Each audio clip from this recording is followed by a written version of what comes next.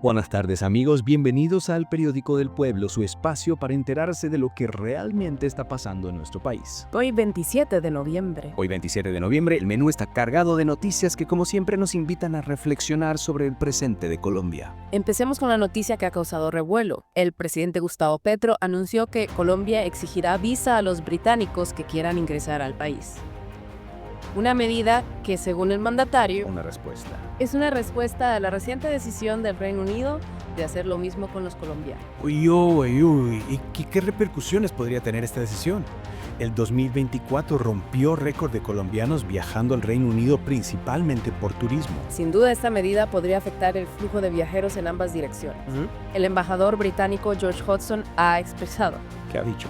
que fue una decisión difícil pero necesaria. Por otro lado, Roy Barreras, nuevo asesor de presidencia, ha señalado ¿Qué ha señalado? que la decisión del gobierno británico se debe al aumento de solicitudes de asilo falsas por parte de colombianos. Un panorama complejo que nos lleva a preguntarnos por la imagen de nuestro país en el exterior. ¿Acaso esta medida es justa para los colombianos que buscan nuevas oportunidades o simplemente visitan el Reino Unido? Es una pregunta que nos invita a reflexionar. Mientras tanto, en el plano nacional, un caso ha conmocionado al país. El asesinato de Juan Felipe Rincón, hijo del general William Rincón, inspector general de la policía. Un caso que ha generado mucha indignación y exige justicia. Durante el sepelio de su hijo, el general Rincón, visiblemente afectado, exigió transparencia en la investigación. Y la investigación ha dado un giro inesperado. Así. El presunto asesino ha declarado que su arma era de balines y que el disparo fatal provino de la escolta del joven Rincón. Una versión que genera muchas dudas y exige una investigación exhaustiva. La unidad investigativa ha revelado detalles de lo que se encontró en las redes sociales del hijo del inspector general, información que aún no se ha hecho pública. Este caso, junto con la publicación por parte de la JEP de 900 nombres de víctimas de falsos positivos, nos recuerda la problemática de la violencia e impunidad en Colombia. ¿Podría explicarnos qué son los falsos positivos y qué papel juega la G en este contexto? Claro que sí. Los falsos positivos se refieren a casos en los que militares asesinaron a civiles inocentes, haciéndolos pasar por guerrilleros muertos en combate. La JEP, o Jurisdicción Especial para la Paz, es un tribunal creado para investigar y juzgar los crímenes cometidos durante el conflicto armado en Colombia. Es decir, la publicación de estos 900 nombres es un paso importante hacia la verdad y la justicia para las víctimas y sus familias. Exactamente. La JEP busca esclarecer la verdad, reparar a las víctimas y contribuir a la no repetición de estos hechos atroces.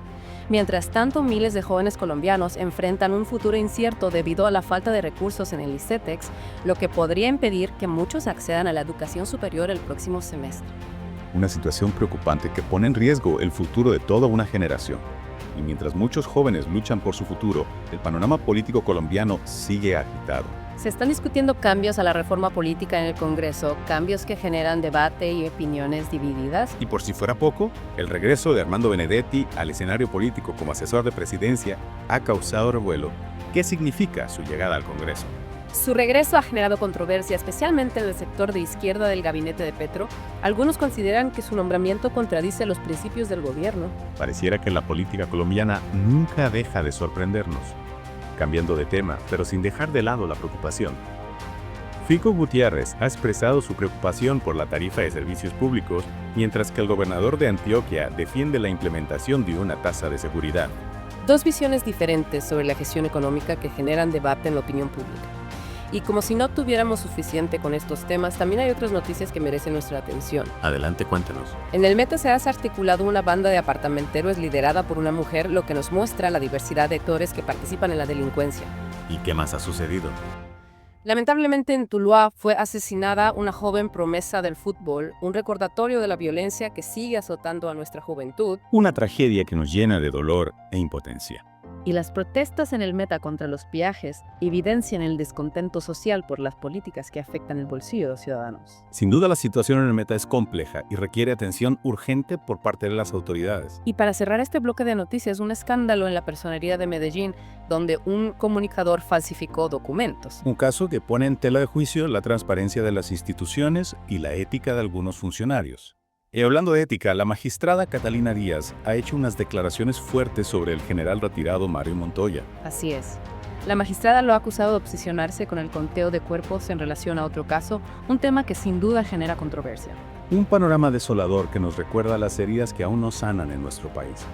Y volviendo al tema de la política, la figura de Armando Benedetti sigue generando controversia. Su regreso al círculo político como asesor de presidencia Asesor de presidencia. ha sido interpretado por algunos como una estrategia de Petro para mantenerlo cerca y de alguna manera controlar su influencia. Recordemos que Benedetti fue fundamental en la campaña de Petro, Sí.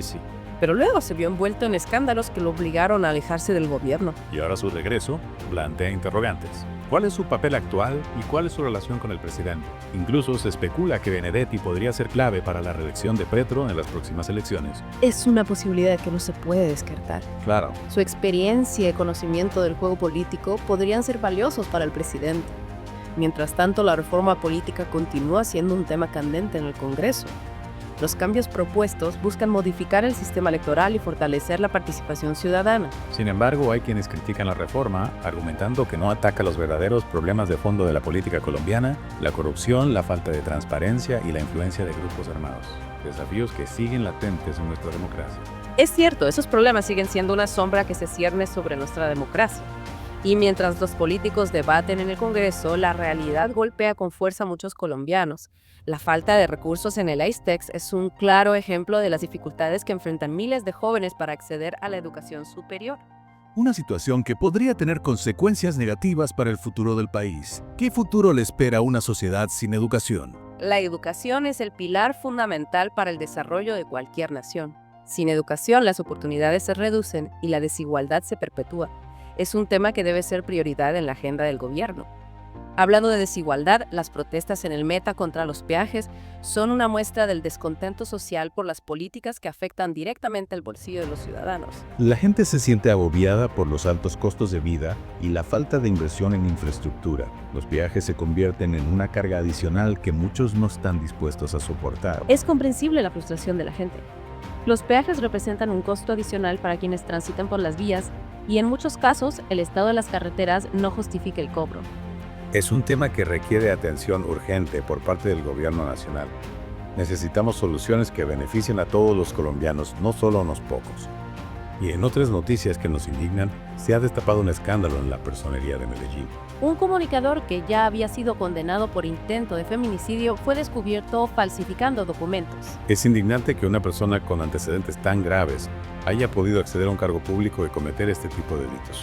Este caso nos obliga a cuestionar los controles que existen dentro de las instituciones. ¿Cómo es posible que una persona con un historial delictivo de esa magnitud haya logrado burlar los filtros y acceder a un puesto de responsabilidad? Es una pregunta que exige respuestas claras por parte de las autoridades.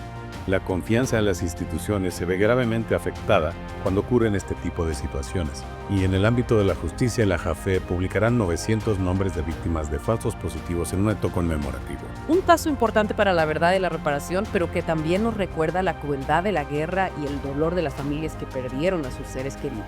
La publicación de estos nombres es un acto de justicia, un reconocimiento al sufrimiento de las víctimas y un paso hacia la reconciliación nacional. Es un recordatorio de que el camino hacia la paz es largo y complejo, pero que debemos seguir avanzando en la búsqueda de la verdad, la justicia y la reparación. Es fundamental que haya justicia y que se tomen medidas para evitar que este tipo de situaciones se repitan.